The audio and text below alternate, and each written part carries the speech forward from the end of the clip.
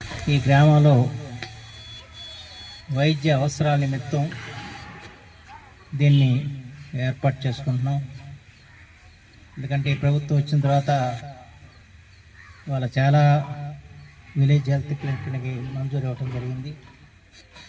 ఇప్పుడు లంకపల్లిలో ఒకటి మంజూరు శంకుస్థాపన చేస్తాం, చిత్తూరులో శంకుస్థాపన చేస్తాం, మళ్ళీ ఇదొకటి, తర్వాత ఇంకోటి మనకి పాపనాశనం ఉంది. 4 విలేజ్ హెల్త్ క్లినిక్లకి ఇవాళ మనం శంకుస్థాపన చేసుకోవడం జరుగుతుంది.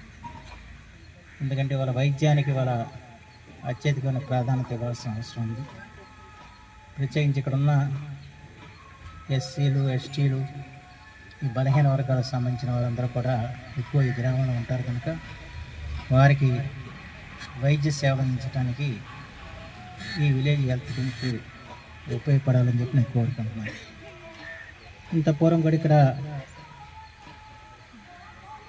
8,50,000తో సీసీ రోడ్స్ కూడా ఒకటి మనం శాంక్షన్ చేస్తున్నాం. ఇవాళ రాష్ట్రం చాలా ఆర్థిక ఇబ్బందులు ఉన్నప్పటికీ కూడా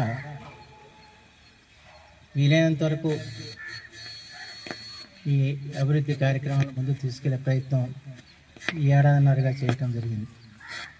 ఎందుకంటే ప్రత్యేకించి గత 5 సంవత్సరాలుగా రహదారుల పరిస్థితి చాలా అధ్వానంగా తయారైన సంగతి మీకు తెలిసిన విషయం. చిన్న గుంట కూడా పూడ్చిన పరిస్థితి. దాంతో ఇవాళ ప్రధాన రహదారులు కూడా ఇవాళ చాలా ఇబ్బందికర పరిస్థితుల్లో ఉన్నాయి. ప్రజలందరూ కూడా చాలా తీవ్రమైన అసంతృప్తికి లోనవుతున్న సంగతి కూడా మేము తెలిసిన విషయం.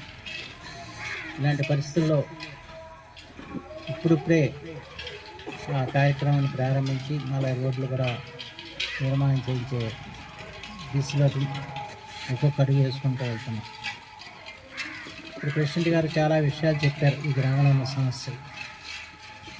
ప్రత్యేకించి గత ప్రభుత్వంలో ఈ జగనన్న కాలనీల పేరిట చాలా పెద్ద కుంభకోణం జరిగింది. దీని మీద నిన్న DDRC మీటింగ్లో నేను సుదీర్ఘంగా మాట్లాడటం జరిగింది. ఒకటేమో స్థలాల ఎంపిక. ఇక్కడే పక్కనున్న శ్రీకాకుళం వారికి గోవినేపాలెం దగ్గర ఇచ్చారు. 4 కిలోమీటర్ల దూరంలో ఇవ్వటం,